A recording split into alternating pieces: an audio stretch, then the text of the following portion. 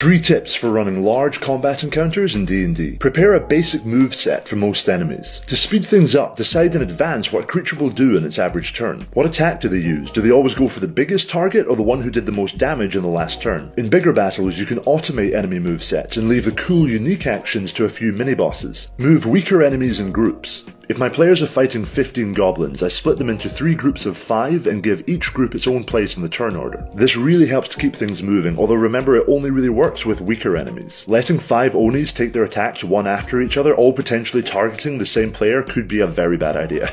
And use a variety of enemy types. Large combat encounters get really boring when all the enemies are the same strength using the same weapons. So first, vary the enemies, even if that just means having archers, melee fighters and spellcasters. And secondly, add a couple of powerful mini-bosses. That way your players can enjoy the power fantasy of obliterating goblins, combined with the challenge of taking down a few bugbear chiefs.